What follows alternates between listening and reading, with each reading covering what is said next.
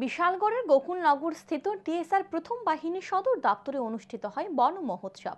শুক্রবার টিএসআর জওয়ানরা বৃক্ষরোপণ করে বন মহোৎসব পালন করে। উপস্থিত ছিলেন টিএসআর প্রথম বাহিনীর কমান্ড্যান্ট ভানুপদ চক্রবর্তী সহ বাহিনীর অন্যান্য অফিসার ও জওয়ানরা।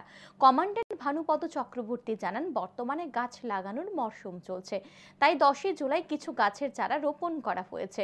শুক্রবার 150টি গাছের চারা রোপণ করা হয়েছে। আগামী দিনেও আরও গাছের চারা রোপণ করা হবে। এদিন বেশিরভাগ ফলের চারা রোপণ করা হয়েছে।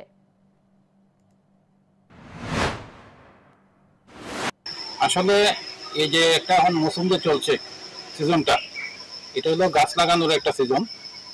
আমরা 10 তারিখে কিছু গাছ লাগিয়েছিলাম আমাদের যে মন্দির কমপ্লেক্স আছে সেইখানে। আজকে এই জায়গাটাকে আমরা পঞ্চায়েতের সঙ্গে মিলে, গোকুলনগর পঞ্চায়েতের সঙ্গে মিলে এই জায়গাটাকে আমরা খুব সুন্দর করেছি, গাছ লাগানোর মতো পরিবেশ করেছি এখানের মধ্যে। সে উপলক্ষে আর বৃষ্টিও হচ্ছে রেগুলার, এখানে আজকে আমরা বিভিন্ন ধরনের গাছ লাগাচ্ছি বেশলানের তরফ থেকে। কতগুলা গাছ প্লান্টেশন? আজকে 150 গাছ লাগানো হয়েছে।